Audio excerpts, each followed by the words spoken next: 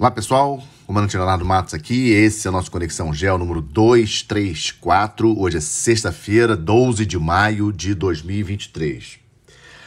Antes de iniciar o nosso Conexão Geo dessa sexta-feira, lembrar a vocês que é importante para impulsionar o canal nas mídias, deixar o seu like, deixar o seu comentário, e, se possível, compartilhar com seus amigos, né? Se vocês julgarem assim pertinente. YouTube, Spotify, Apple Podcast, Deezer, e lembrando a vocês que o canal, o Conexão Geo, está no Instagram, está no Twitter e está no Facebook também.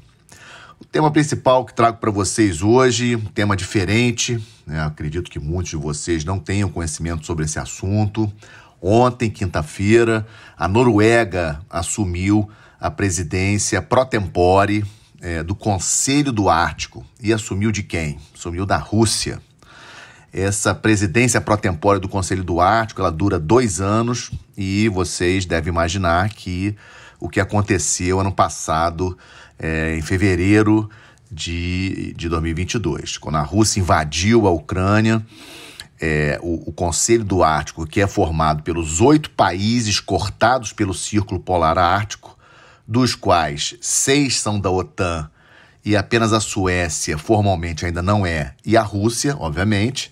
Esses países, os 7 países, exceto a Rússia, boicotaram o Conselho do Ártico, boicotaram as reuniões do Conselho do Ártico, carta de protesto contra a Rússia, ou seja, foi um ano perdido em termos de coordenação das atividades realizadas dentro desse espaço, que predominantemente é um oceano coberto por uma camada de gelo a maior parte do ano, mas que está aquecendo bem acima da média do planeta. E esse aquecimento no Ártico abre linhas de comunicações marítimas que são importantes para a navegação mundial, para o comércio mundial, e muito interesse, obviamente, da Rússia, que é o país que tem o maior litoral do Oceano Ártico, Rússia em primeiro, Canadá em segundo, e interesse também de China, de Japão, Coreia do Sul, pelo comércio, em vez de fazer a rota dos navios, irem pela rota tradicional, passando ali pelo Oceano Índico, Canal de Suez, etc., esses navios irem pelo norte, lá pelo Oceano Ártico, durante o período de verão. O Ártico também tem prospecção de petróleo e gás, principalmente Rússia, Canadá e Estados Unidos, principalmente também a Rússia. A Rússia tem uma grande exploração de gás no Ártico, e a Rússia, em função desse degelo, ou seja, aumentando aí a disponibilidade de espaço, de águas, digamos assim, livres de gelo no Ártico, tem investido muito. É o país que possui a maior frota de navios quebra-gelos do mundo, inclusive quebra-gelos de propulsão nuclear. Os únicos navios quebra-gelo de propulsão nuclear do mundo são russos, e na expectativa aí desse aquecimento prosseguir, a Rússia continuar se dando bem, digamos assim, conseguindo mais recursos em função desse Ártico mais liberado. A Noruega, obviamente, assumiu a presidência ontem e foi um fiasco o evento aí, digamos assim, que marca a passagem de um país para o outro. O evento aconteceu na Rússia, a tradição, o país que está passando, realizar esse evento de fechamento. Normalmente, esse evento reúne todos os ministros de relações exteriores dos países árticos, dos 8 países árticos. Isso não aconteceu, né? Então, realmente foi um evento lamentável. A Noruega acabou assumindo quase que à distância, digamos assim, o Conselho do Ártico.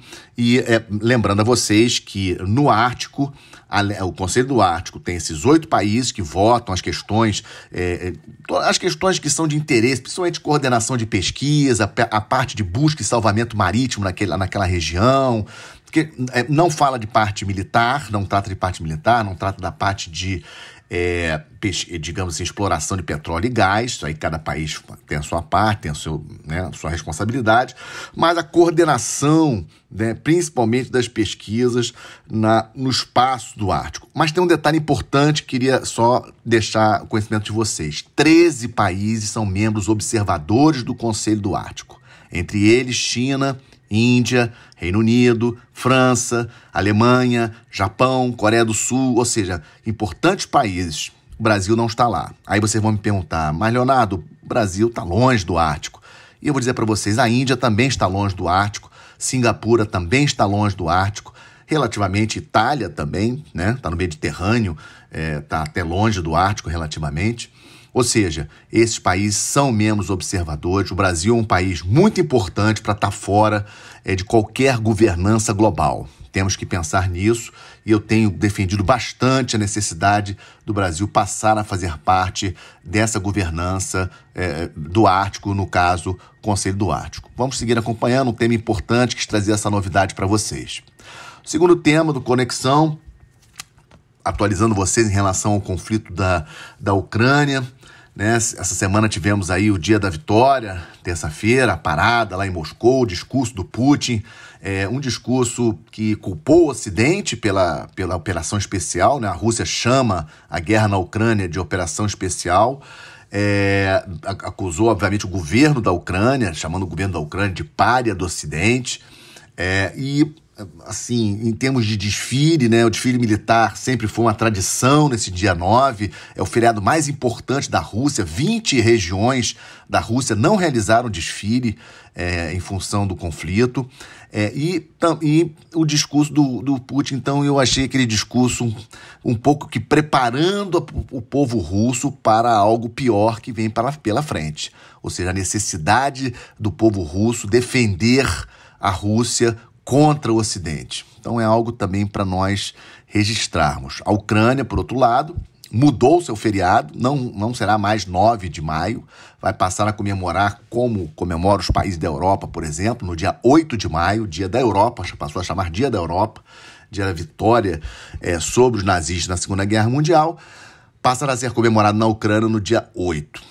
Segue aquelas declarações meio loucas, né, do presidente daquele grupo mercenário, o Wagner Group, né, e que está aí atuando, que toda hora sai na mídia essa questão do Wagner Group, e é bastante interessante a gente imaginar como é que isso funciona, né, como é que é a gestão de um grupo mercenário, de grupos mercenários, não é apenas o Wagner Group é o mais importante deles, mas existem outros grupos que são patrocinados até por empresas. A Gazprom, uma empresa de gás, tem um grupo de mercenários atuando na guerra da Ucrânia. Seria uma coisa um pouco difícil para nós entendermos como é que isso funciona no terreno exatamente, como é que é o comando e controle, a coordenação entre esses grupos mercenários e o exército russo.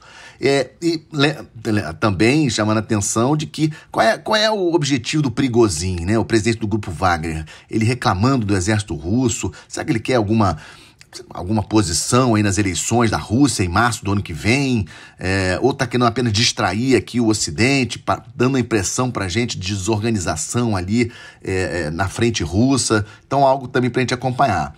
E outro ponto que é bom a gente não esquecer, né? Semana passada tivemos aqueles 2 drones que alegadamente atacaram o Kremlin, nós vimos a imagem, a Rússia, o governo russo fez uma declaração acusando a Ucrânia.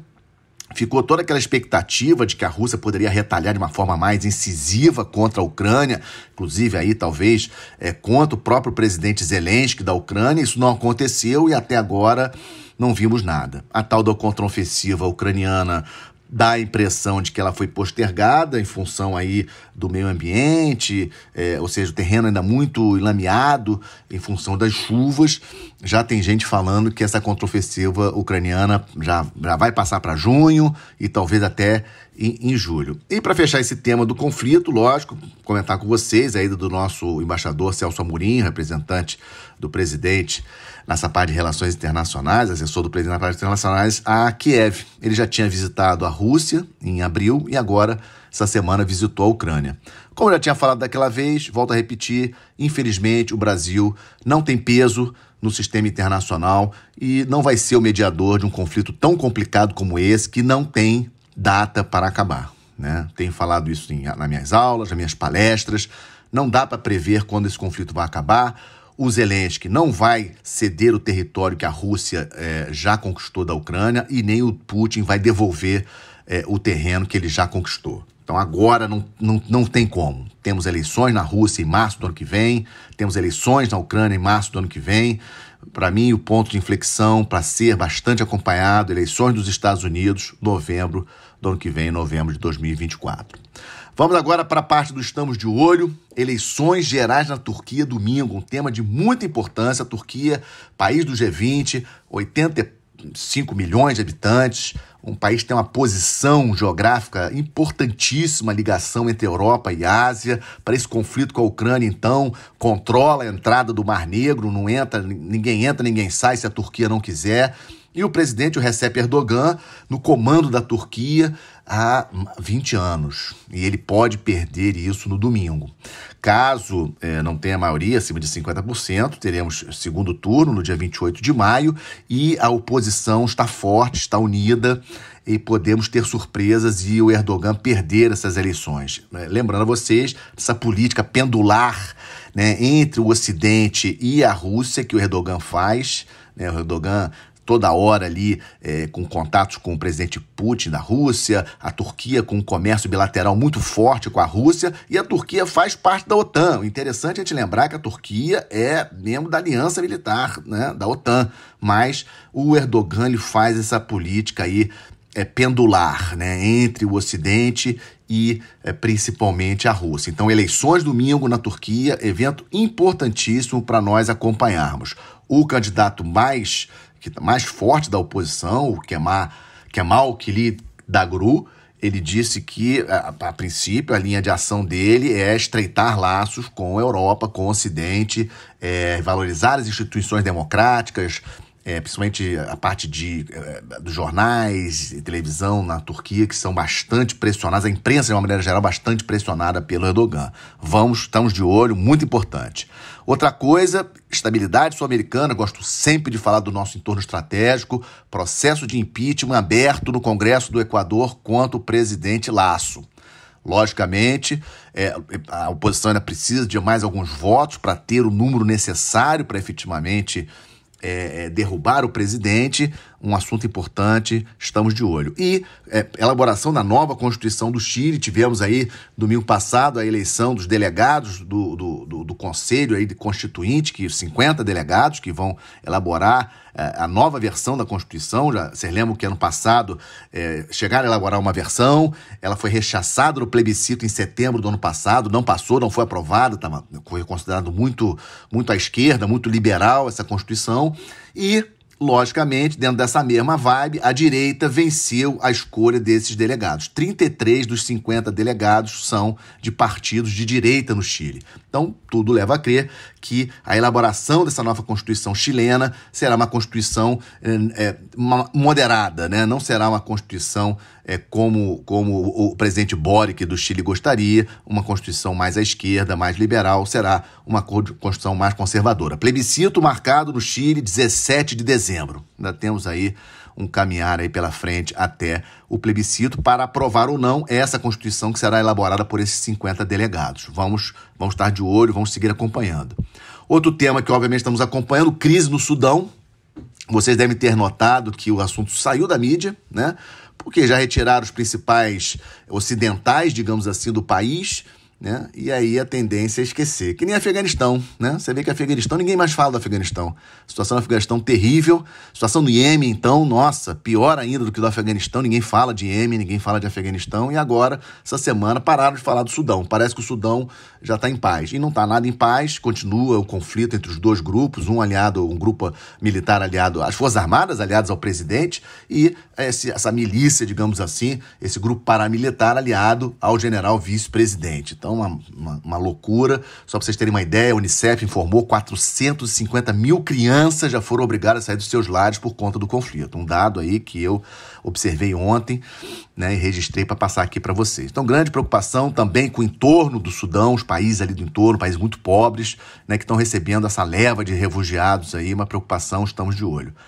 Outra estabilidade que estamos de olho, Paquistão, a prisão do ex-primeiro-ministro essa semana, o Imran Khan, ou seja, muita confusão, mais de 1.000 presos no Paquistão, a população favorável ao Khan. O Khan é um político muito, muito popular no Paquistão, ele foi preso, acusado de corrupção essa semana. Isso causou aí uma baderna, destruição, invasão inclusive de quartéis do exército, inclusive dizem que com conivência de militares, né, que abriram as portas de algumas instalações do exército para a entrada da população, ou seja, uma coisa, destruição de carros, destruição de imóveis, etc. Paquistão numa situação econômica também muito ruim. Lembrando a todos que o Paquistão tem 240 milhões de habitantes, ou seja, uma população maior do que o Brasil, e tem arma nuclear. O Paquistão é um país nuclear, atualmente economicamente muito apoiado pela China, então algo que nós temos que realmente estar de olho. E fechando o estando de olho, a fronteira entre Estados Unidos e México. Né? Ontem à noite, na virada da noite, de ontem para hoje, terminou uma lei que foi estabelecida no governo do presidente Trump por conta da pandemia, que facilitava a extradição de imigrantes que cruzassem a fronteira por conta da pandemia. Então, o Biden agora, o presidente Biden dos Estados Unidos, vai ter que se virar ali com novas legislações e muita preocupação com relação ao número de imigrantes cruzando a fronteira. A cidade de El Paso, no Texas, em estado de emergência, para vocês terem uma ideia.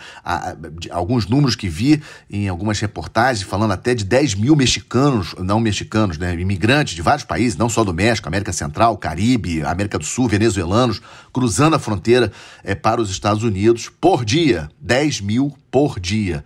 As Forças Armadas dos Estados Unidos já deslocaram militares para vários pontos da fronteira, ou seja, uma preocupação bastante grande. Estamos de olho também. E fecho, como sempre, com uma boa notícia. Essa semana, o início formal da construção do novo navio de apoio antártico, o Almirante Saldanha, que vai substituir o navio de apoio oceanográfico Ari Rongel nas operações na Antártica. Essa semana, formalmente, o estaleiro Jurong Aracruz, lá do Espírito Santo, iniciou a construção, efetivamente, do nosso novo navio. Esse navio deve estar disponível para a Operação Antártica de 2025 para 2026, verão de 2025-2026, e será muito bem-vindo, né, em substituição ao Ari Rongel, que já tem muitos anos de serviço ao Programa Antártico Brasileiro. Lembrando vocês que esse ano completamos 40 anos do Programa Antártico Brasileiro, um orgulho para todos nós. Com isso, fecho mais um Conexão Geo com vocês. Espero que tenham gostado desse programa de hoje. Se gostaram, mais uma vez, compartilhem com seus amigos, indiquem para os seus amigos para seguir o canal. Muito obrigado pela confiança de vocês no meu trabalho. Um excelente final de semana. Fiquem com Deus.